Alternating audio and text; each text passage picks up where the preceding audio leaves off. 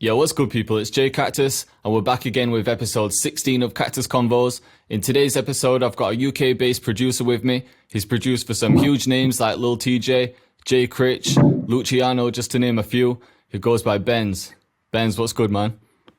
What's happening, bro? You alright? Yeah, I'm all good.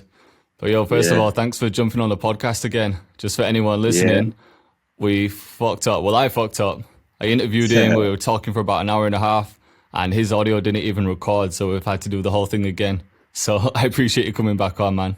It's all right, bro. It's all a bit mad. Yeah. So I was just saying earlier, man, I thought when we did it, you were dropping a lot of gems, especially for new producers. And most of my audience are new producers, or a lot of them anyway. So I thought it made sense to kind of go back through everything. But just before we get into all of the gems, just for anyone that doesn't really know your story, just talk to me about how you even started producing, who got you into making beats, and where the journey began, really. Yeah, so it started pretty much, there was an estate around the corner from me. They had a youth centre on there with a studio in. And I just used to go down there, like older kids and that, they would make beats. Yeah. And I was just interested in it, and I just watched them do it for ages, and eventually just slowly got a computer at home, got the speakers. And then, you know what I mean? It just went from there, really. Yeah. So how old were you when you were going to that youth centre? About 16, but then I didn't get everything at home till about 17. Right. And then I didn't even take it serious until 20. Till 20. I was just, make a beat a month here and there, like that for years. It always starts off as a hobby, doesn't it? Like, just something that you enjoy doing, and then at some point in your life, you're like, right, I want to actually take this serious and turn it into a career. Yeah. Talking about the youth centre, though, I don't know what it's like now, but in my area where I grew up, I remember youth centres being open for a little while, and then all of them just started closing, like there was no funding, no nothing, so then kids just had nowhere to go. Yeah. So all that was happening then is kids were just fucking about on the street, just getting into trouble. Have you found that in your old area? Do you know if them youth centres are still open? Are they still putting money into them? Closed now, but they shut the music side of it down well before they even shut the actual youth centre, just for kids playing tennis and stuff and all that. Right. Because there was no one to. I think it was something to do with them paying the engineers coming in to, because it was a proper studio. Like the first one I walked in, like had the big desk and everything. So it was. It's crazy. Yeah, that's why I ended up closing down, really. I think it was just funds. Yeah, they just don't put money into stuff like that. It's kind of crazy because the one like in my old area around the estate, there was this, it was like a youth centre, or it used to be. But when they closed it down, all we'd do is just chill around there and just smoke weed and drink. And it's like, we could be fucking about on the street, or if they just would have put some funding in, they could have taken all these kids and just got us doing something productive. Exactly. And then they want to blame drill music and shit like that for the cause of violence. It's crazy, man. Yeah. But so you started off going to the youth centre. That's where you started making beats, and then slowly you got some equipment. Obviously, you don't just buy like all the equipment straight away. Did you just start off with one piece and then just gradually buy bit by bit? Yeah, I had the big Tower Mac. I started one of them, and it was a second-hand one, but I bought it, and it was loaded with everything already. Yeah. And then I bought some second-hand Yamahas. One had a little crack in the the white thing on the front.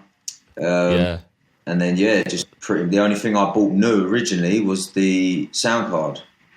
Right. It had a standard Focusrite, cheap one. I think it was £100. Yeah, Focusrite. I think that was my first one as well. With the Yamaha speakers, though, that's not even a bad first buy. No, I know, like a lot of people. I think the first speakers I had were them. Can you remember them little Logitech ones that were just were like £20 that you got with some laptops? No, I only bought the Yamahas for £50 because they were damaged. Oh yeah. And shit. My pal didn't want them no more. So I thought, I might as well get some half decent ones. Yeah, of course. Even if they are a bit damaged, it's worth it. Yeah. What do you use now for speakers or monitors? I've got the white Yamaha ones, Yamaha HS5s. HS5s. I would get the bigger ones, but it's just sound going through walls and stuff, neighbours and that. Yeah, Plus, I've been yeah. There's doing only so much alright. you can do before neighbors start banging on your door. Yeah, exactly. I've been doing all right with the fives anyway. Right. Have you had any neighbors bang on the new place yet? Because you've just moved in, haven't you? I ain't got the setup here yet. Oh shit! We're Right, back still at at the the other other spot. place, innit? So Right, right. I haven't really. But we've had a few parties till 5 in the morning. I ain't had no complaints yet, so I might be able to move That could be a neighbours good in. sign then. Yeah, You decided to test the fields, didn't you? yeah, Have a few parties. If there's no complaints, then you're good to work. cool. Yeah, Yeah. yeah. So, talk to me about. Obviously, you got first piece of equipment at maybe like 16. You started taking it serious at about 20. Mm. What made you take it serious? Was it were you fed up of work? Was it just like were you inspired by someone, or do you It remember what triggered it? was something kind of mad, really, innit? I ended up getting stabbed in. Oh shit! I can't even remember the year now. Around 2020. And, Right. that's when I was like, right, I'm going to change my life. And just went to Yeah. work, and then yeah, just grinded on the side after work, putting in the hours, working to like come because I was a roofer. We used to finish at about Yeah. 3:30. I'd get home at 4:30. I'd have a workout, eat dinner. By the time it come to 6, 7, then I'd work through till like 12, just Yeah. making loops and making beats and stuff. And I'd done that for 4 years before literally I Right. was able to quit. To be honest, Right. Okay. Yeah, it's kind of yeah, crazy that you say that with the thing about you getting stabbed because sometimes it takes something like as traumatic as that to make you realize like, yo, life's fucking short and I need to, yeah, or I just need to, I need to make something happen. Like cool. Yeah, when it's I an started taking it, eye-opener. Yeah, my, go on. I was gonna say when I started taking it serious, I didn't have like the same story. I wasn't stabbed or anything, but Mm, I lost someone like close to me, and at yeah, that point, I was like, "Fuck!" Like it's just like a wake up call. It's like shit. Like life is fucking yeah, short, man. I need to. It just changed my whole perspective on everything. Well, sometimes it yeah. takes something crazy like that to make you realize certain It takes things. time, doesn't it? Yeah, definitely. Yeah, So you were working as a roofer for how long did you have that job before you left for music? 4 years, four or Four five years. years I was doing that. Yeah, and then obviously I was earning on the side from the music, but it just weren't Yeah. enough to quit, and I didn't want to.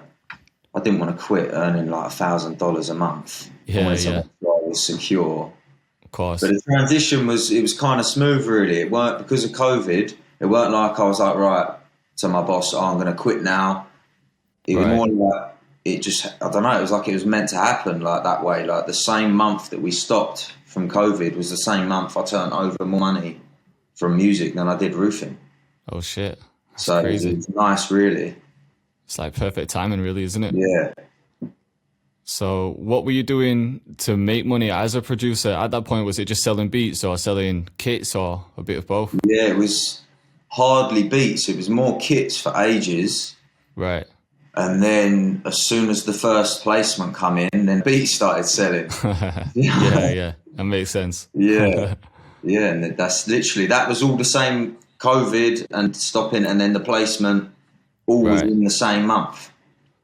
Oh shit. Yeah, That's so a like a lot quick happened transition in then. 1 month. So it was like 0 to 100 well quick. Fuck. Well, it's like obviously you maybe started producing at what like 16 or something even before that. So it Yeah, kind of happened at the right time because it's not like you lost your job and then you started producing. You'd already spent your years, you put in your hours to get to the level that you're at. So when yeah, it was that time where you lost your job, you were already prepared. You were like, right, my beats are on point, yeah, and it yeah. was just you. I don't even want to say it was luck that the placement came in because I don't know. I think you create your own luck. So it's like everything that happened in the past up to that one moment. So it's Yeah, kind of well, it crazy to was, think the about. placement was luck as well, Or was it? obviously, with YouTube. Oh yeah, I remember you saying last time. But for anyone that doesn't know, which placement was that again? Was that the The J little Critch one or DJ the one. Lil Tjay one? Yeah, Yeah. So how did yeah. that happen? You collabed with another producer. Yeah, collabed with Real Beats, big up Real. He uploaded it to his YouTube, and he was just like most of us at the beginning. He'd upload a beat to Yeah. YouTube, getting 10 views, 20 views, uploading all types of beats, Meek Mill, Little Yeah. TJ, Drake, whatever. And then one day just uploaded a drill type beat. I can't remember his title. I think it was Pop Smoke, 505. Right. And then it just went mad. Oh shit. It just Algorithm just caught it nice. Like 10,000 views a day or something. Shit, that's crazy. So Yeah. so what? And he wasn't uploading. He was just uploading like different type of beats all the time before that. He wasn't like sticking to one certain thing for a while. Yeah. Shit, that's crazy because literally like everyone that you speak to who uploads type beats will always say you need to stick to one lane, just pick like one or two artists and just do them beats. But then that's what I've learned now as well. That's why I only upload 4. But then it's crazy that your boy was uploading everything different and then that one beat just took off. Yeah. It's like It's meant to happen, really. yeah, it's one of them things that you can't even like explain. It just lands at the right time. I think like once them first people who view it, like listen to it, like if they listen to the full beat, for example, YouTube will start recommending it to other people. Then they listen to the full beat. Yeah. It was just all the right things come together at once. The beat itself was just everyone loved it, right? And then the title change up. Did you love the beat? Because I've heard that a lot of times where people say, you know what, I didn't even like the beat. I didn't think it was a special thing. Or did you know? Now I love it. It's one of my favourite beats we've ever made. But when he originally first sent it to me, I didn't even upload it. Oh, for real? Because I just thought, it's all right. It's just a mediocre beat, like because it's quite subtle with the drums, isn't it? Yeah. So I just think like I slept on it until it started selling and doing well. Then I was like, hang on a minute, let me listen to this beat that's doing well. I listened back to it and I was like, nah, it's hard actually. Good job he uploaded it then. Because if you were both feeling like that. yeah, of course. Just shows you can't really overthink it, can you? Huh? I said it just shows you can't really overthink it, can you? Yeah, and now I upload beats that I don't like because of that reason. Yeah. Because sometimes beats that I'm like, this is the one, I'm going to put some ads behind it. Yeah. Don't even sell. Oh, shit. Do you find it's always the simpler beats that sell? No, not really. No, I don't. I haven't actually worked out why it is what ones sell, to be honest, because I have ones that, got a lot going on and then plain ones and they'll sell. It just depends on the beat as a whole. Yeah, I suppose so. Because a lot of people do say, it's always the simple ones. Rappers always take the simple ones. But then I guess when it comes to drill beats, sometimes it's a bit different because drill beats are kind of crazy anyway with all the effects and transitions and everything. Yeah, exactly, so you can get away with more.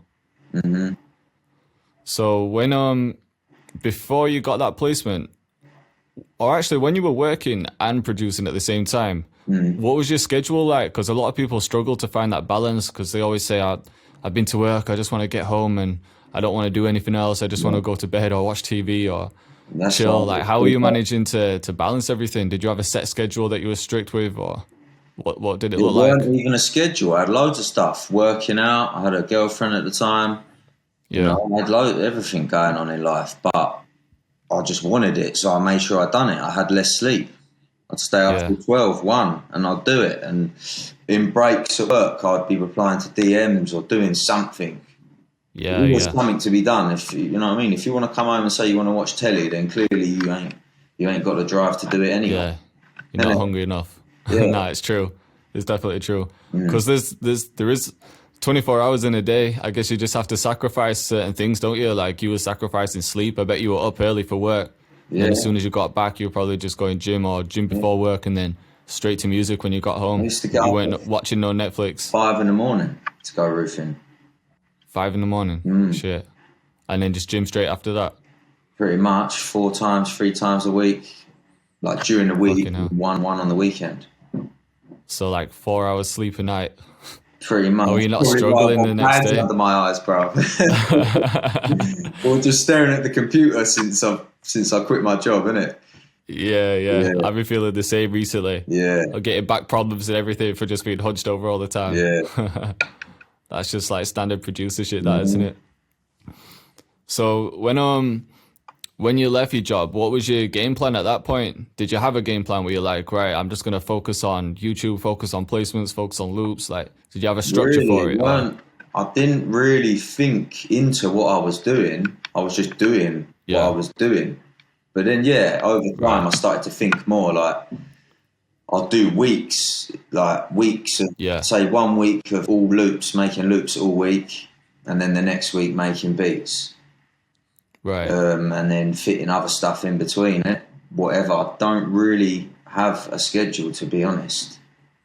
As long as the work gets done and I feel like I've done enough, then I'm doing enough, because clearly I'm still earning a living from music.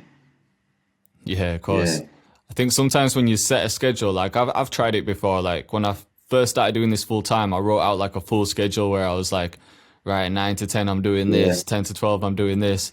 I stuck to it for like 2 days, and then it just feels forced because it might get to a certain time and then it's like, right, I need to be cooking up loops now. But I might not feel like cooking up loops, or I might have something else to do, like a podcast or emails or something.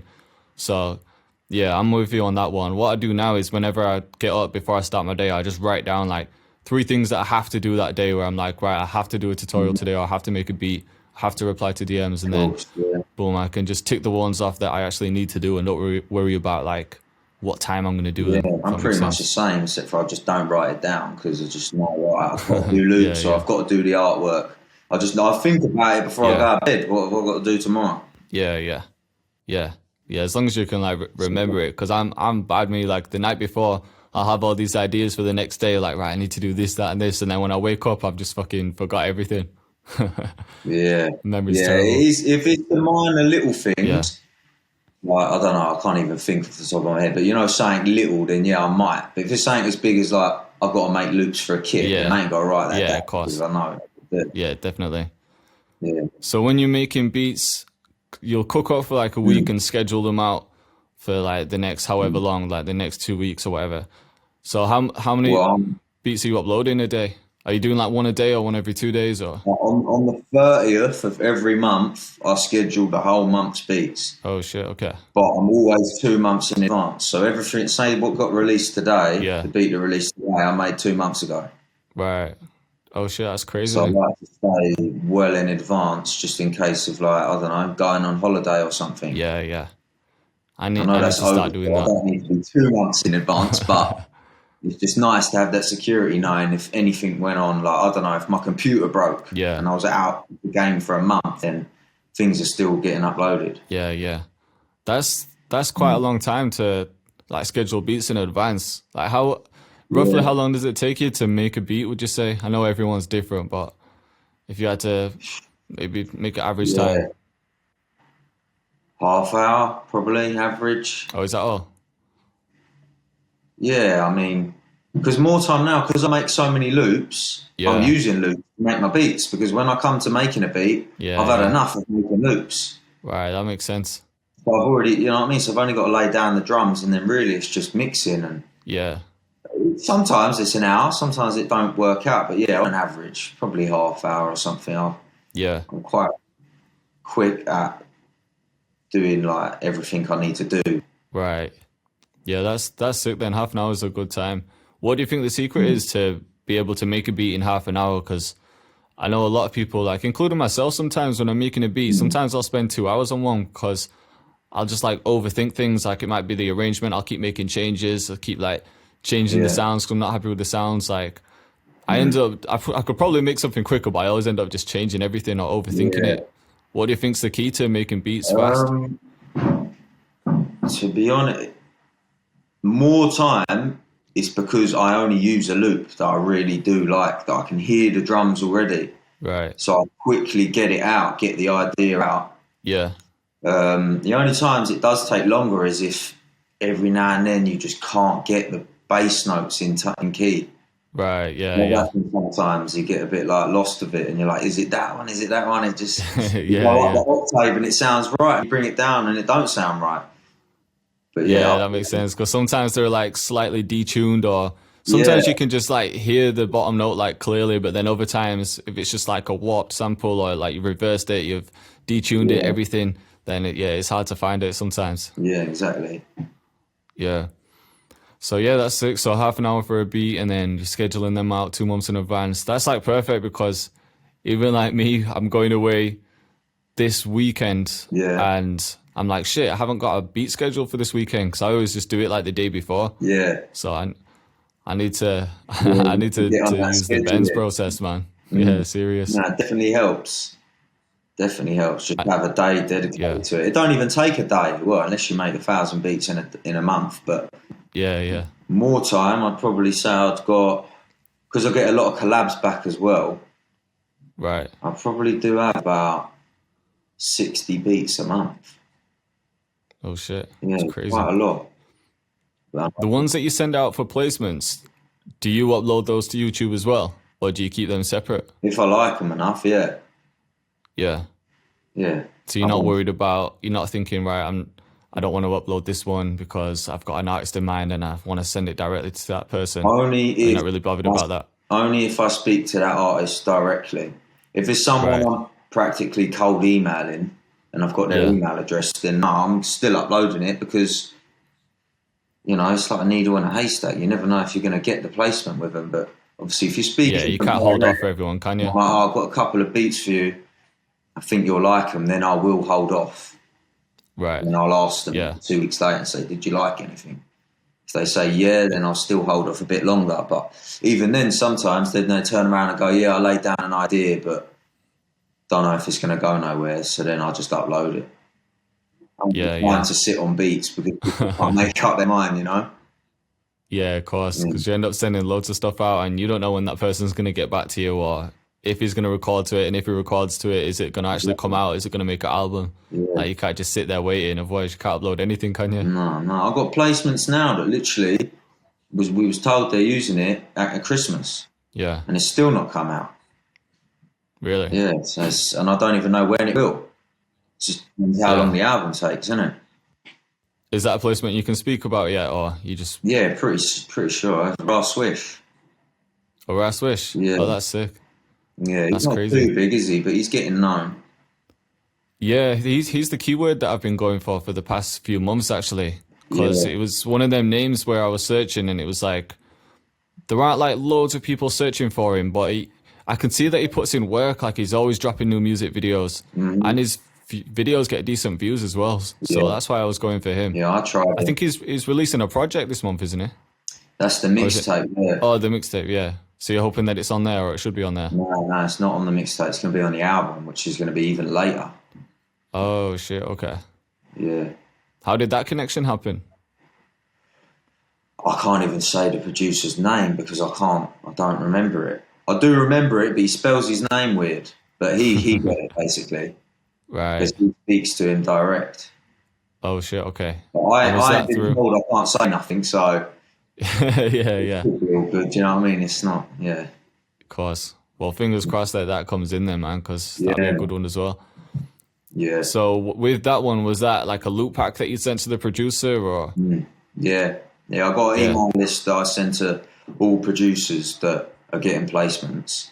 Right. And then he come out with that one.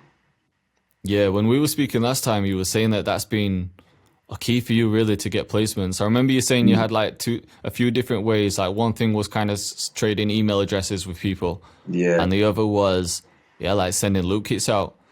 So talk about the email thing quick, because I remember you saying briefly, like, am I right in saying, so let's say for example you've got one placement and you've got this artist that you've got their email address. You might approach a different producer who's got a placement with a different artist and you'd be like, right, I'll give you this email if you give me that one. Pretty much. Is that what you were doing? That's what I've done, yeah. One email to however many I've got now, I don't even know. It's loads. That's it. Yeah, I remember we were saying it's like trading cards, isn't it? Yeah, but they don't last forever though. That's the thing. That's why I think it's silly when people are selling an email list and saying, I've got his email, because one, they might not check it. Two, it could get full and then the emails backfire. Yeah. So what's the point in buying an email list where, you know what I mean, it's not certified, you have access to that artist. I've seen people trying to sell those email lists and I've never believed them, because for one, it's like they're probably fake anyway. And like you said, if everyone's got the same email list, imagine how many emails that artist is getting. They're going to be like, fuck this, I'm just getting a new email address, or they're just going to start blocking people for spamming them. Exactly, yeah. So you think the other method is like a lot more beneficial, like just sending loop packs out to other producers that are actively chasing placements? For me, that's the way I seem to have just fell into things, yeah. And I think a lot of people have caught on to doing that anyway. People were doing it well before I was, but I think like yeah, within like the last 6 months, it's got mad. Everyone's a loop maker now, Yeah. isn't it? It just makes sense though, because like if for example you've got a producer who only chases placements, that's his main thing. Yeah. He's just spending his whole day like chasing placements. Then he just wants to cook up beats as fast as possible. He's looking for sick loops because he just wants to get the beats out there. Yeah. So you're helping each other. You're providing the loops, and he's putting in the work to chase placements. Yeah. So when there's two of you on a track, even you might be chasing placements yourself, like separate ways. So if two of you are on a track, you've got you DMing people, sending emails out, and you've got the other producer doing the same. So rather than you like hitting up 5 people a day, he might be hitting up 10. Then that's like 15 people a day that you could potentially get a placement exactly. with. So it definitely makes sense. Yeah. So these loop kits, are these the ones that you sell yourself on your site? Like, are you making these loop kits for your site and then just sending the same ones out to to other producers, or are you making like exclusive kits for people? No, I ain't doing exclusive kits for no one. yeah. I ain't got time to be doing that. I'm trying to earn a living. It's hard enough as it is, the amount of loops that I make, and obviously I work for some companies as well, don't I? So, oh yeah, I remember you saying that. Yeah. So I work for them doing them loops. So them ones I can't obviously give out. So my own ones, I upload them and sell them and send them out as well. And so far, I haven't had any issues with, you know what I mean? Sort of. I mean, some producers have been like, nah, if you're sending them to anyone else, I don't want them. And I'm like, all right. Yeah. Like you said, you haven't got time to be sitting around making exclusive loops for people. So why not just send the same one out? Me personally, other people might do it. I know a few producers that do it. Yeah. When you do these loop packs, are you I take it you're not obviously putting them as like 100% royalty free like some people do. Is it just like you're attaching a contract to it? Yeah, never 100% royalty free. Would you say that producers should never do that if they're going to drop a loop kit? I would say, yeah, because a producer that I know, and this is because of Looper Man and their clause that they've got on the site, but obviously he had his loop on Pop Smoke's tune and he didn't get nothing for it. What? Oh, shit. Exactly, yeah. So the money there, obviously he's got the credit, he's got it in his bio and that, but I mean, what's good to having a bio filled with rappers' emails if you ain't getting paid for it either? I suppose so, yeah. And he probably hasn't got like the official credit. Like, you know, if you search the song and you go through like the producers online, I bet he's not on there, is he? I haven't checked, but probably not. Yeah. So that's why I wouldn't. I mean, I wouldn't have done it before, but just hearing things like that and speaking to other producers, and he's like, it's long that happened to me. I'm like, I ain't giving my loops out royalty free. Yeah. Because I can't lie, I've done it in the past when I was trying to get my name out. Like before I had like the YouTube channel, I'd make like a free, royalty free loop kit. And that was like a way for me to collect emails, and it kind of worked for me. But I think at that point, my loops were probably not the best anyway. So it was all right at the time, but yeah, anyone could have got a huge placement with one of those loops, and then I couldn't have claimed shit. And then I would have been like, fuck, why did I put saying that though, like that might have been your little stepping stone to getting a little bit further along in your career. So I wouldn't even say, for me now where I am, no, never. But maybe right at the beginning for someone else, maybe you could do it if your loops are just, you know, even if they're good. But it just depends what. Yeah, it just sort of depends, doesn't it? Depends what you want out of it. Yeah. It's the same thing with like when you first start producing and you're sending beats to rappers for free. Yeah. It's the same thing. Like in the beginning, you might just be hungry. You're just trying to get your name out anywhere. Yeah. And then at a certain point, you're like, right, I don't need to give out things for free anymore. I've built my name up to a point where I can actually charge people now. Oh, yeah. Did you ever find it tricky to charge rappers for beats? Because I know that's what a lot of people struggle with. Like producers, they'll DM rappers, they'll say, can I send some beats over? And then they send the beats over, and then obviously rappers just expect that they're for free because someone's reached out to them and said, can I send you beats? Yeah. So have you found it tricky in the past to actually start charging people for beats? Yeah, at the beginning, and I've had times where I've been sending rap and I ain't said nothing, and this is why you should say something at the beginning, otherwise you're wasting your time. But I've been sending him beats for months, thinking in my head, oh yeah, he'll pay me, of course he will, like being naive. And then when I brought it up, when tunes are getting released, he's like, no, I don't buy beats. And I'm like, oh. So I kind of like to Shit. throw some. Now I think it's different. People like must look at me and think he ain't giving me free beats. They must just know because Yeah. I don't know, maybe because I've got some credits and stuff. But Yeah. yeah, as I have had times where it's difficult to get the money. So you think you should just make it clear from the start, like 'cause Yeah, but within one not. of your first messages, maybe not like the first message, Yeah, but but not. just make it clear early that they aren't free. Yeah, or even like if you are in touch with someone who's doing some good numbers, like at least bring up something to do with publishing or something. Do you know what I Yeah. mean? Just so they ain't just going to take the beat and then do what they're going to do with it, and then the only way for you to have anything done is get a lawyer, and then you got to pay a lawyer, and it's just stress, isn't it? Yeah, it's just long. It's just unnecessary if you would have just made it clear from the beginning. But at what point Yeah. would you recommend that new producers actually do that and mention that they're going to charge? Let's say, for example, a producer's messaging a rapper and they're just chatting and he's saying, yo, can I send you some beats over? At what point would you say, like, right, I'm going to send you some beats over, but they're not free? Obviously not them exact words, but would you just make it clear I then? would Or? probably put it in there subtly, like I don't know, like say if they was like, oh, I like three of them, they're hard, Yeah. then you just throw it in subtly, like, oh, I can do all three for one. Right, okay. Or something. Not just like, oh, I want 100 quid for each one. Yeah. Just make Like, it just sound give like them, you're giving them a deal, basically. make them feel like you're doing them a favour. Yeah, that makes sense. Mm. It's definitely one thing that people struggle with, like just sending beats over and then just thinking, right, am I gonna get paid? Like, what's happening? Yeah. Because 9 times out of 10, that rapper's not gonna say, right, I'll give you some money for these beats. They're waiting to hear it from you. Some of them do, though. Some of them are Oh, they're really? decent. Yeah, I've had a few people. They say it before I've even said it, and I'm like, sweet, this is going to be decent now, Yeah. because I know it's not going to be hard work trying to get you to pay me.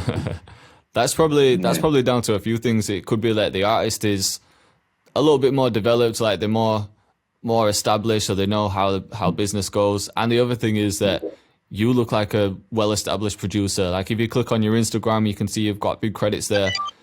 The way that you've branded yourself, you're not just uploading bullshit pictures of food. You're in the studio, you're cooking up, you're Yeah. working with artists. So when people see that, they're like, right, this guy takes his craft seriously. He's like, he's a full-time producer. We can see that. So I'm not even gonna waste my time trying to fuck him about. I'm just gonna offer him the That's why price I up front. deleted all of the posts as well a while back, because I used to just upload all cooking up this Yeah. and that, but now I'm treating that account as like a portfolio. So like Yeah, anyone who comes along, they're like, right, yeah, these are his things. He's got the videos, the pictures, the albums uploaded, whatever.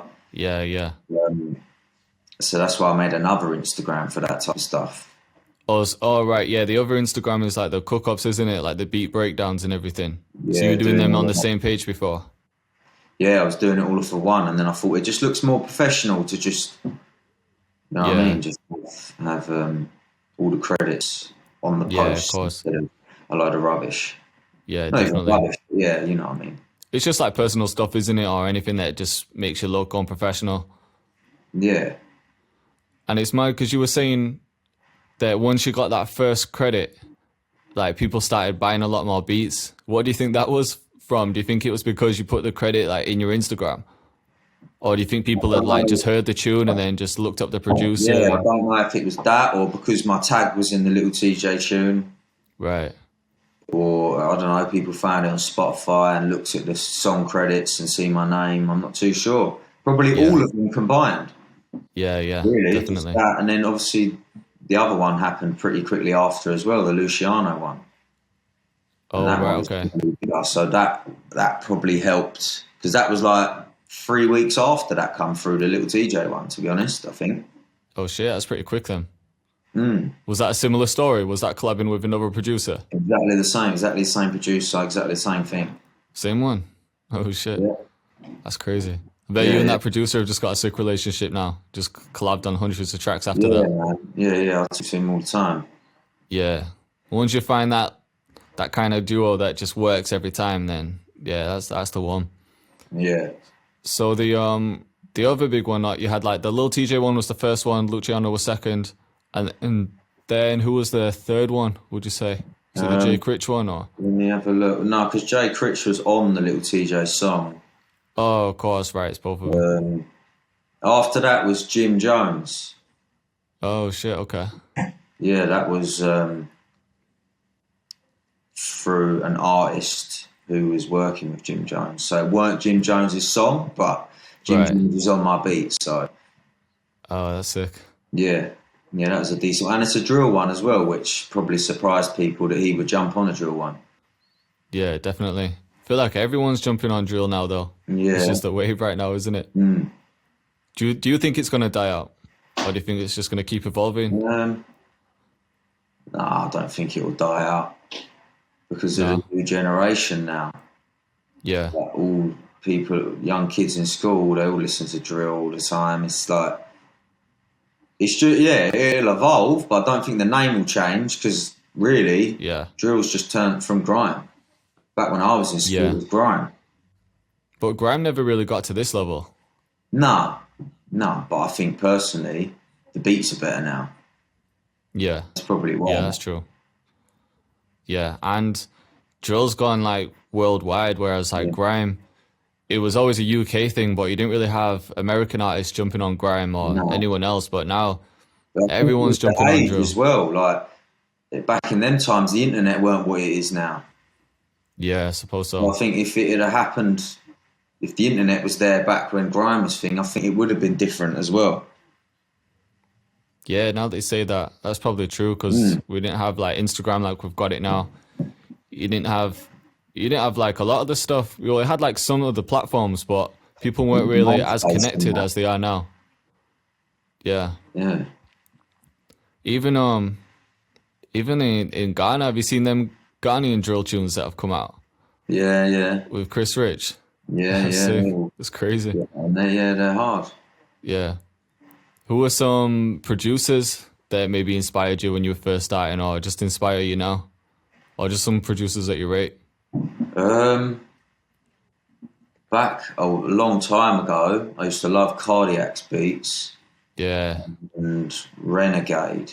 Yeah. Ever heard of him? Yeah, definitely. Especially Cardiac.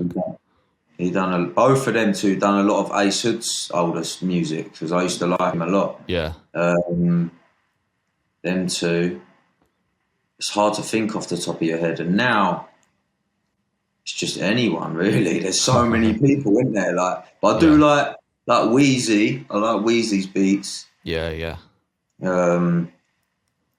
Yeah, there's just tons. There's like a couple of names come to mind, but it's only just like one song that I've heard them do, and I like the beat a lot. Right.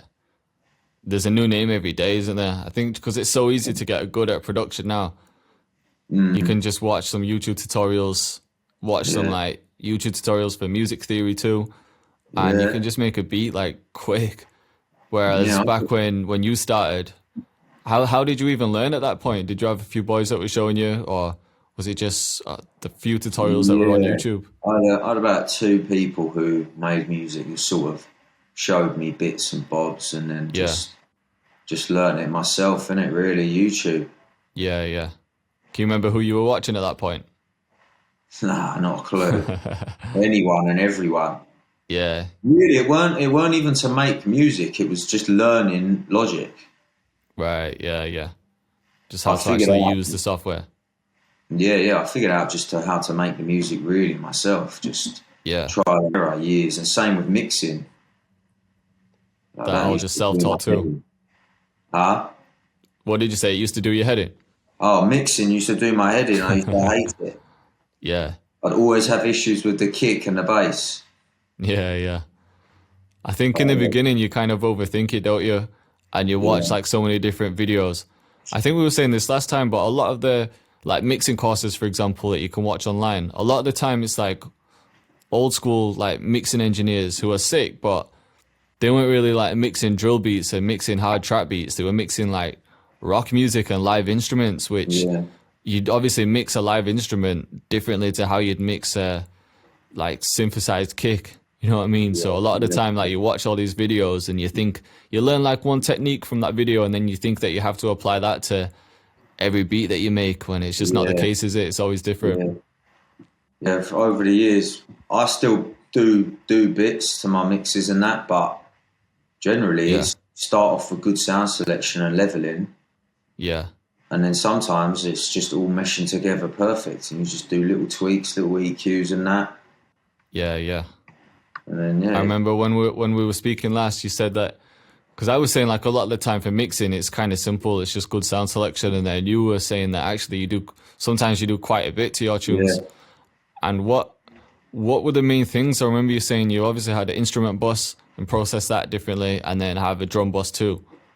Because I don't even see a lot of people doing that these days. It's just get everything in there, level it, a bit of pan in EQ. Master, innit? And that's it. Yeah.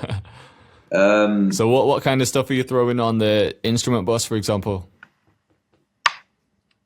Usually, depending on what the sounds are like anyway, I start with like subtractive EQ and stuff to just get rid of mud and that, and like roll off the lows and a little bit of the high sometimes as a whole. Even though I've already done down each individual instrument, right? I'd like to do it again just to have it. It might make a difference, it might not. But and then it all depends. Like sometimes it'll be just that, and maybe I'll stick an exciter on. Or sometimes like everything needs brightening, like, and I'll stick an exciter on, and then I'll stick like, I think it's called the Puig Tech or the Puig Child. Oh yeah. I never know how to pronounce that one. It's like PUIG or something. The 670 is the green one, but I read up on it, and it's meant to like bring out the colour. Right. So I use that to like bring out a bit more colour in the sound sometimes. Yeah. And then maybe it just depends. It's all different, innit? Just put compressors, exciters, and EQing, really. Yeah.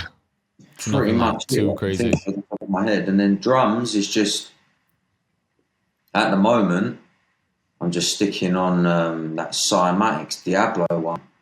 Oh yeah. Turn the soft clipper on it, because especially with drill, I'll peak my kick drum. Yeah.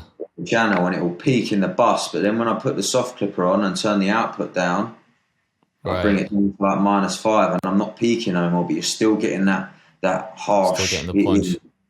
Punchy sound like that drill has. Yeah. And then I just obviously lower the level of the sounds bus as well, the instrument bus, level it out. That's how much I brought down the drum bus. Right, okay, that makes sense. And then how about the master channel? That's just Ozone 8 at the moment. Sometimes I stick a compressor on before, depending on how it goes. But more time, I just stick the track assistant one on, and then whatever it does, I'll just tweak it a little bit. It does everything a bit. It'll take off like 2 dB on the bass end, and I'm like, nah, that's well too much. Yeah, so especially for drill. Yeah, I'll just do it like 5, -5 or something. Sometimes nothing. Sometimes I just take it off. Yeah. I guess the way that you do it, you put a limiter on the end as well. 2 limiters, yeah. Why 2? Just in case the first one's not completely getting it. I don't always do it, but it just makes it louder. Oh shit, okay. But I don't peak on the first one, really. I get close to like it's about to peak on there, and then I'll just stick the Fab Filter one on. The L2 one? Yeah. I think it's called L2, something like that. Yeah. That's probably the right way to do it, like in terms of mixing, because sometimes like, if you for everyone that's just got a soft clipper on the master channel, including me, like I don't like really create buses. I'll create an instrument bus, but I don't really do a drum bus. I'll just have like I use the classic clipper, the T-Rex one. But then when it comes to exporting it for, let's say an artist wants to get on the beat, like if I'm exporting stems, then the kick's already like clipped in the normal channel because I'm just driving everything and just having a soft clipper on the master. So when people have recorded to my tracks before, and then I've been the one like mixing it, I've had issues with my own mix because I've already clipped the shit out of everything. So then once I get their vocals on it, I've got to like bring the beat down, get the vocals in, and then add another limiter. And then at the end of it, the beat just sounds shit. Like the kick just sounds like flat. Yeah, you said that last time. Yeah, so that's probably why, because we're just shoving everything into, pushing everything into the sock clipper on the master, and then each individual track just has no headroom. Yeah, but like I said last time, really, if someone wants a professional sounding track, they're going to get the track outs. Yeah, yeah. So if they're only getting an MP3 lease, yeah, the engineer who's recording them is going to bring it down, stick the vocals on. It'll probably be a bit quieter. Yeah. But they're not that bothered because they're only buying an MP3 lease. Yeah, I suppose so. So, I mean, but as doing it yourself, yeah, I've had it before when I've been in the studio and I've had to go back to my project. Yeah, back to the original mix. Without a master on, then bring it in and then master the beat and the vocals together. Yeah, yeah. And it's kind of lucky that the project still opens, because I've had it sometimes where I've gone to open like an old project and I don't know what's happened with the plugins, but all of like the presets have reset and everything. I've like basically lost the beat. I've had that before. That's the worst. Yeah, it is. It happens with the one that it does it to me all the time is the Electra X. For whatever reason, whenever I'm using Electra X and then I reopen it, it just gets rid of that default or like whatever preset I've made. Yeah, no, I wouldn't know because I don't use Electra X. Oh no. What would you say some of your go-to plugins are for instruments? I can't get on with it, but for my melodic loops and that, it varies, but predominantly Omnisphere. Yeah. And then for drill, pretty much just loads of contact banks. Yeah, A couple other ones. Can't go wrong with contact banks. Initial Audio, Heat Up 3. They've got 2 drill expansions, which I've used a couple of times, which they're decent. But for contact, I still need to try that Heat Up 3. It's supposed to be good. Yeah, I mean, I did like it, but I've gone off it a bit now. But it does have some good little sounds in there. But contact-wise, I can't remember off the top of my head what I use. I know a lot of Strezarov sampling. Yeah. Yeah. I've just bought a few of their banks. That Balkan Ethnic Orchestra. Yeah, and Sonoscore. Right. Apart from that, it's random ones, I think. No, I'm probably the same, to be honest. I think whenever I'm making drill, especially, it's always a contact bank, some strings from Contact. Yeah. Like I said, that Balkan Ethnic Orchestra and Jade Ethnic Orchestra. A one that took me about 3 days just to download. Yeah. It's like 100 gigabytes. Massive, isn't it? That 100 Yeah. Until the piss to download. But the sounds are sick. That's one. Did you you didn't have piano lessons or anything, did you? You just train yourself on keys? Taught myself, yeah. I used to, sometimes before I'd even go and make beats, I'd sit there and either just freestyle, just play some stuff, whatever, or I'd practice songs that I liked. I'd go on YouTube and, you know, they have ones where they show you all the notes coming down. Oh, yeah. I remember you saying. So I'd do that for certain songs sometimes and learn them just to get fluent with moving your fingers on the keyboard, really. Yeah. Yeah, that makes sense. And were you studying like music theory? Like, were you learning like what the chords and scales were? Or were you just doing everything by ear and just pressing what you thought sounded right? I still don't know nothing about that stuff, really. Oh, really? Yeah. You still don't know, like... Everything's just ear. You still never studied, like, chord progressions? Nah. I can't tell... I can't tell which key it's in when I'm listening to it. Oh, mad. Yeah. You don't really need to. I've got to say you don't need to if you're just going by ear. You know what? I think going by ear is probably a better way to do it. Because I'm not that good with keys. Like, I can play a few things. Like, I know a few chord progressions. Yeah. But when I started piano lessons... She was kind of like classically training me. So in the beginning, it didn't really make sense because I was just doing like sight reading, playing old pieces of music, which I'd never even used. So that was kind of a waste of time. And then even after that, like everything that we do is like theory, like chord progressions, like scales, which helps. But then sometimes when I'm making a beat, I feel like when I'm making melodies, it feels like you kind of restrict yourself when you're just going by like theory. Because sometimes, for example, it might be okay to go out of the scale, or you might just do things which in a musician's mind is not technically correct, but it sounds right. But when you're just learning all the theory, you kind of like hold yourself back because you're like, well, I'm not going to put that note there because I know it doesn't really fit in the scale. but the note could sound right, if that makes Yeah, sense. yeah. So I think just going by ear is definitely the way. A few times when notes are out of scale and that, and it sounds good. Like, you know, you do the little sort of flick the note that's out of scale, and it gives it that jazzy sound sometimes. Yeah. I know what you mean. The little tiny like quarter note or something. Yeah. So that's good that you managed to do it by ear though. Yeah. I think I'm trying to like train myself to just do it by ear now. So I'm trying to like train myself to get out of that like theory mindset for that exact reason of just holding myself back. Yeah. So talk to me about you've got a new loop kit actually dropping on, is it Friday you're dropping it? Friday's coming out, Guys at 8. Guys at 8. Oh, you're on 8 now? Because you sent me a pack a while back and I can't remember what version that was. I'm sure it was one of the, it was like version 3 or something. Yeah? It could be. I could be making that up. I'll tell Maybe you what, I'll search it right now. On my list. I thought you was on my list. Maybe I forgot to put your email in, and that time we first spoke, I just sent you a couple and forgot to do it. Oh, maybe. Sometimes. That could have been it. What was the kit called again? You sent me, was it Gaza? Yeah, all the I've got Gaza at the moment. Oh, yeah. I can't even find that one. There was Gaza, and you had another one as well. I think you sent me 2.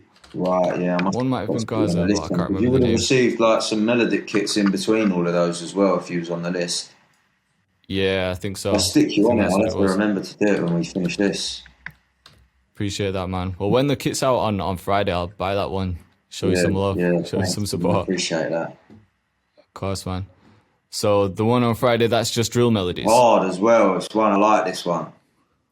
Yeah. Anyone would say that, innit? But no, like, there's been a couple that I've released them, and I think they're good, but I'm not being crazy proud of them. This one I like. There's a couple of loops that I've even used myself at the moment. What's the vibe? Is it like orchestral, like New York style, UK? Yeah, it's always orchestral with me, really. But yeah, I just sometimes add like some vocals and that, and just chop things up, and it's sounding good. Yeah, I'm looking forward to that one, man. Definitely. Where are you selling these? Is it through your BeatStars account, or have you got a different site for it, like through Shopify? Yeah, no, I've got a BeatStars account. But obviously my pro page. But I'll just upload it to YouTube, announce it on Instagram, and then and my email list. I've got about 3,000 producers' emails on my list. Oh shit! So when it's like time to release it, you just send them the link. Send them that. Obviously, that's another thing people should try and jump on, because it does help you get a few sort of dedicated listeners on there. Of course. Are you keeping in contact with these producers? Like, are you only emailing them when you've dropped a kit, or are you using like email marketing and automations and everything? Because I say in the email, like, when you buy the kit, if you make beats with it, send me back an MP3 with just our tags on the intro. If I like it, I'll send it out. So then I do have contact with a few of them as well, because they always like to try and send. Yeah, that makes sense. Yeah. So how were you getting these email addresses? Was that just from talking to people directly on Instagram? No, that's just producers going to my pro page, and then the pop-up comes up. Oh, right, okay. And then they subscribe. Oh, shit, right, okay. Yeah. Okay, that's how that's come about. Yeah. So when on your pro page, is the pop-up for the loop kit, or is the pop-up for beats as well? I've got 2. I've got the one that BeatStars allow you to have. Yeah. But then did you ever hear about the data crushers thing? Don't know, because I have BeatStars, but I mainly use Shopify for selling things. I just embed the player onto my Shopify site. What happened? When BeatStars released this third-party thing called Data Crushers, basically attract people. Anyway, it allows you to have a second pop-up, but I don't actually know where the BeatStars one that comes with it pops up straight away, and then if you're not interested in that one, then I think when you go to the checkout page, another one will come up. Oh shit! Okay. It's like hitting people twice, so I think that gets people subscribing more. Also, it does have a good few other perks, like if people add beats to the cart and then don't buy them, you can set it up so it sends them an email saying you've left this in your cart. Oh shit, Like, that's sick. complete your purchase. Here's a 20% discount. Yeah, yeah, And then that's other sick ones, actually. like it can sense when you're on the checkout page. It don't always do it. I've logged out before and I've done it, and it comes up, and then it Right. don't sometimes. But if someone's like at the checkout and then they go to press X on the tab, if something flags up basically saying don't leave, here's an exclusive discount. Yeah, like one last chance. Yeah, basically, yeah. That's a good So idea that's actually. the little thing. I don't think a lot of people are using them. They must be, otherwise they wouldn't have kept it going. But that's How been can another. people get that? Is it like an It's on add-on to BeatStars. BeatStars, or is it directly on BeatStars So, websites? one sec. Can I come off of this link? I think Can you I can go make a on new another tab. tab? You can make a new tab, yeah. Yeah, if you go on BeatStars, go My Media. Yeah. Oh, this is going to take me ages to find. Marketing integrations. And then Oh go yeah, down yeah. to Data Crushers there. Yeah, that's the one. Data crushers, right? I'm with you. You see Yeah, it? cause on, yeah, cause I've got something similar on my Shopify. Cause like I was saying, I just have like the BeatStars player for my website. I just embed that. Yeah. So Yeah. if someone adds something to the cart on Shopify, I've got the same thing set up. Like they'll send them an email, and I've got pop-ups and everything. Yeah, yeah. But it doesn't happen for beats because it's just the player on the website. It happens for sample packs and everything because that's what I sell directly through Shopify. But because I'm Yeah, running the yeah. player, Cool. if someone adds a beat, so I wonder if it will still work. I'll have to try that out. But that's definitely a gem for people. It's only $20 a month. Oh, is it? Yeah, Definitely worth it then. because people will probably sleep on that because it's not like, Yeah, but that's how you sell your beats, marketing, and that's a marketing integration. So yeah. if anyone's got a Why not at spare, least try it? Like, you have to invest in yourself. at least if you're going to do it, accept that you're going to do it for like 3 months to trial it. Yeah, Because I done it yeah, the first month, I didn't earn anything, and then the next month I earned my $20 on it, and then after that, right. it's always been more than what I've had to pay for it.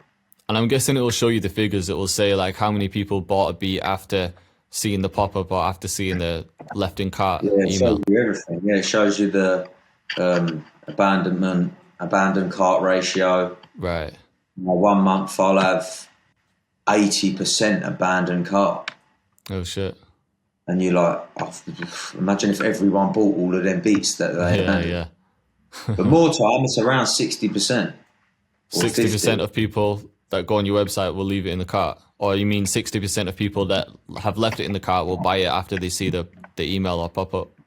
Yeah, either or. Like if I say it's 50%, it's easier, isn't it? Oh, right, right. Yeah, yeah. It's around that sort of number. Yeah, 50% either buy or leave it. So Yeah, it's good to know like how many yeah, people definitely. did end up purchasing something from you. Of course, yeah. Like you said, it's one of them things you just have to leave on for a few months. I think when people Yeah. see something like that, they're like, right, $20. They just want to know instantly, right, how much money am I going to get back from it? But it doesn't Yeah. always work like that. It might be different every month. You've got to leave it for a while. And your Yeah. beats have to be good at the start as well. Yeah, of course. Do you use any other marketing integrations? Like not just on BeatStars, but any other like marketing tactics? Let me think. What do I do? Obviously, Google Ads on YouTube. Oh, so you run ads as well? Yeah. Do you Yeah, find that they've worked for you? They've worked in growing my channel because Right. I can't actually track it Yeah, if I'm getting a sale from that ad. So I just wing it. And I yeah, seem yeah. to be doing all right. But yeah, they've definitely helped grow my channel, and now I can monetize my channel and stuff. So that's why I just keep it running. I'm not spending a lot on it, really. It's only like $50 a month, to be honest. That's not much. And if that's helping you grow your channel, then it's definitely beneficial because even though you can't track like which sales directly come from them ads, it's still like, all right, someone might subscribe after seeing the ad or check out a beat, and then it could be like 3 months later that they end up buying a beat from you. So of Yeah. course, like, there's no way of tracking it, but Yeah. it's definitely beneficial. And on the beats that I've got the ads running on, I've had a good few comments on there saying, oh, I came here for an ad and now I can't stop listening to this beat. So Oh, I that's know sick. that the beat's a good one. No, it's working. Promoting, yeah, and it's working at least. Do you ever run BeatStars ads? I have done. Personally, they wouldn't like it if they heard this. I wouldn't recommend it. I've never had no success. I've tried quite a few. Just following me. Yeah. I think I've had the same. I've tried like quite a few ads, and no sales have really come directly from the ads. But then I have found that maybe like a few months later, people have bought that beat. But again, there's no way of seeing if that beat sale has come from the ads or it's just like someone that's found you and they just likes the beat. It's a bit of a tricky one to see. Yeah, so it's... Yeah, I wouldn't recommend it at the moment. Not until they can upgrade it and show you if you're really getting a sale from it. Yeah. One thing, this is the main reason that I didn't keep my website on BeatStars. Is because right now I'm selling two different things. So I've got sample packs, which is obviously aimed at producers, and then beats, which is aimed at rappers. But then on BeatStars, say for example, you have like a free download available. If you have your kits on there and your beats, or even if someone buys something. So if someone buys a sample pack, it comes through to your email marketing with the tag sales. And if someone buys the other thing, so basically beats and sample packs will come through with the same tag sales. So then if you want to contact, let's say, just the producers, you can't do it because you have to send it out to everyone. So that was the main reason that I left.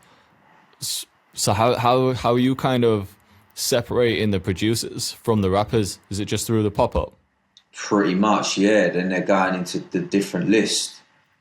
But as far as narrowing it down to inside each list, sales, not sales, just free downloaders, haven't actually got down that far into it, really. I just sort of send a blast out. Yeah. So when with the pop-up that you've got, are you just changing that when you drop a sample pack? So for example, you've got one dropping on Friday, you change it to a sample pack 1, and then after that you'll just change it to a free beat download or something? No. Or is it the same one that stays up there? I've got two, haven't I? One's beats. Oh, of course, right. One's beats, one sample packs. Yeah, but sometimes I just swap them two around. So then the sample pack is the one that comes up first when you go to my page instead of the free beats one. Right. And that, I'm guessing that does obviously separate the emails for you because you can kind of see who's used that pop-up to actually download something. So that makes more sense.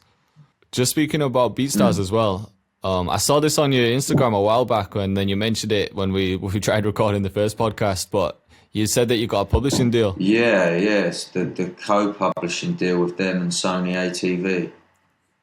Yeah, congrats on that, man. Yeah. So how did that happen? Did they just reach out to you? Yeah, literally a couple of weeks after the Lil Tjay placement.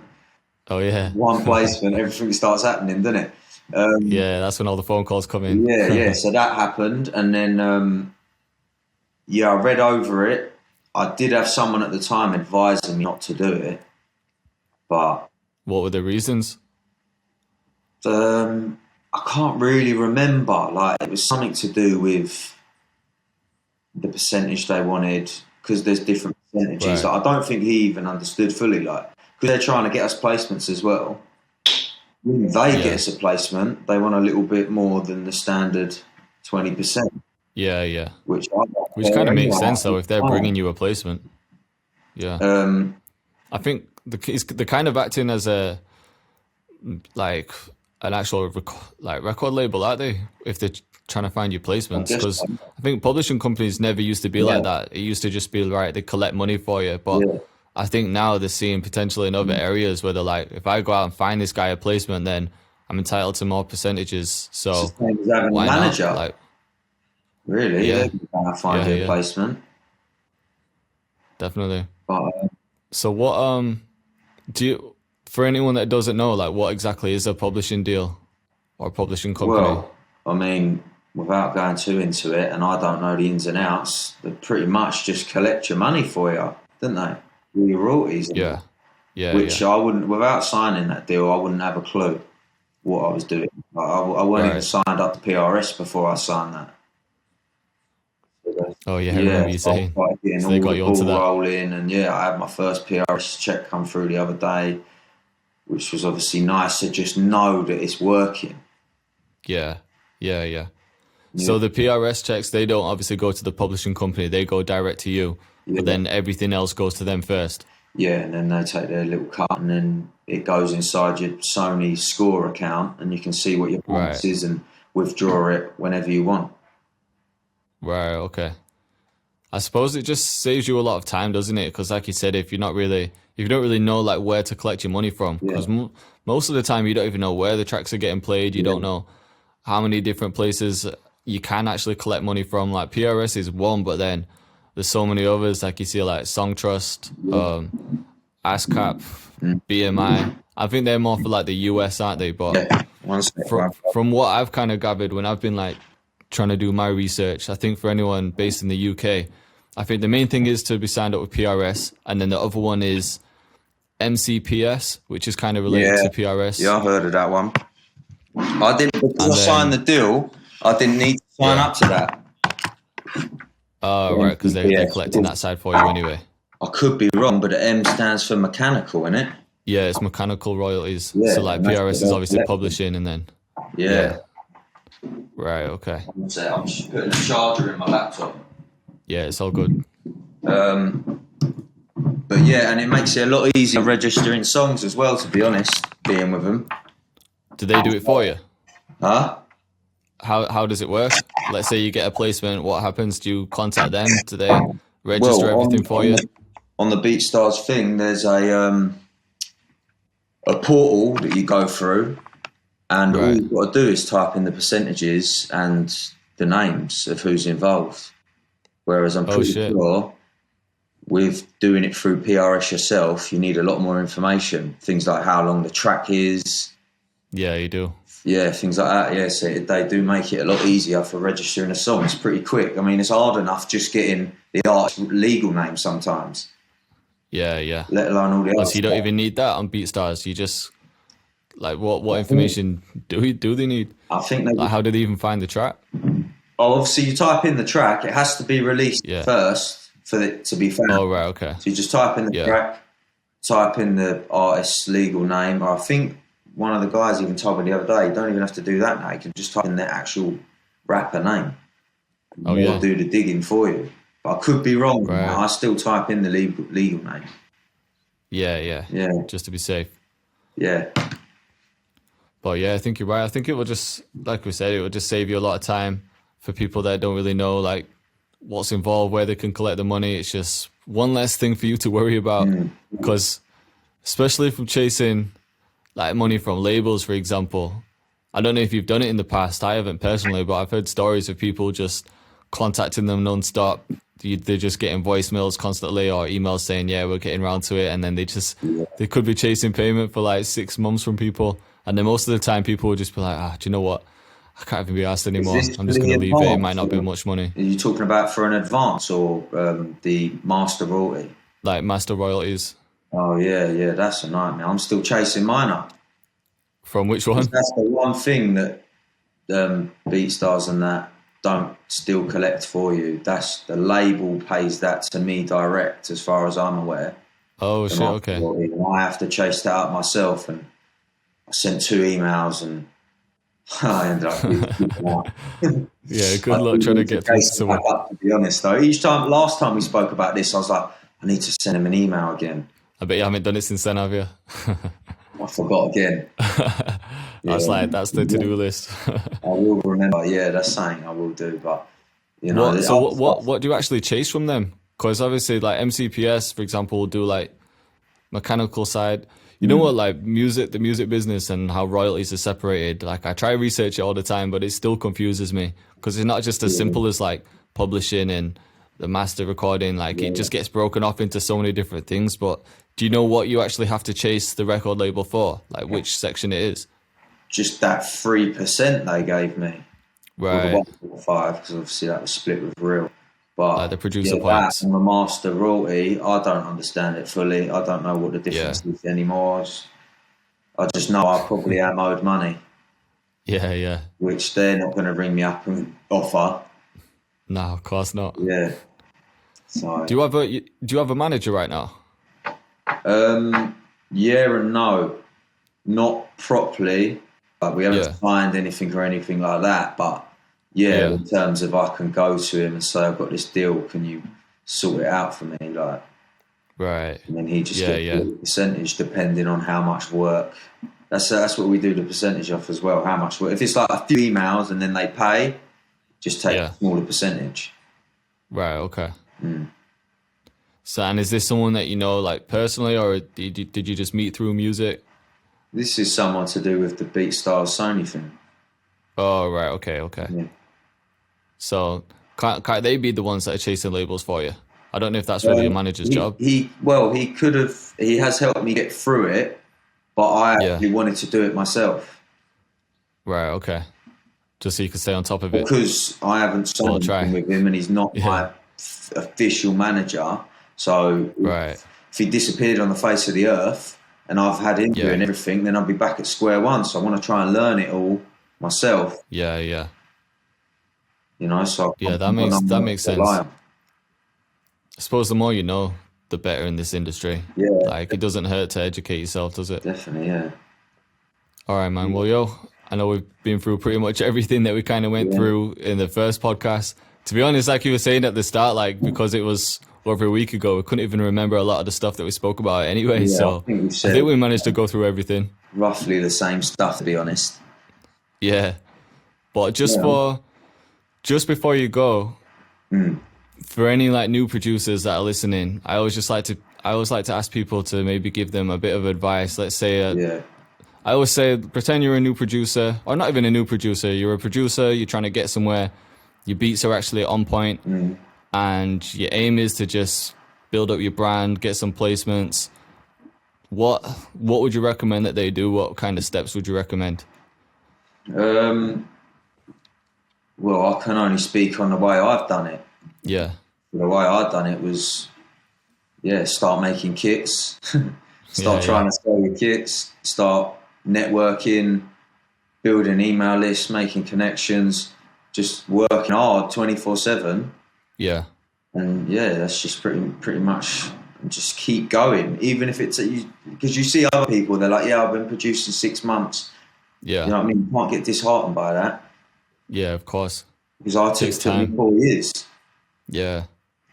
So just never giving up, really. That's the main thing. Like, you can't lose if you're never going to give up. Even if you do, it's your hobby, you like doing it, and you're earning a little bit of money on the side, then you're still winning. Yeah. I think it goes back to what you said earlier. You have to actually want it enough. Even if you are working a full-time job, you'll make the time. If you really want it, you'll make the time. Cool. All right, man. Well, yo, once again, I appreciate you coming on. Sorry for wasting your time the first time. I'm glad that we got to go through everything. Yeah. So, man, I think a lot of people will enjoy this episode. And just let everyone know where they can find you as well if they haven't got you on socials already. Yeah. The main Instagram is Benz Muzik 1, BENZMUZIK, the number 1. Yeah. And then the other account, which I post like all the beat making stuff on and loop making stuff, is just Benz on the track. Right, okay. Perfect. So everyone make sure you go follow him up. He's dropping a loop kit this Friday. I'm actually getting this podcast episode out tomorrow, so hopefully the kit's out.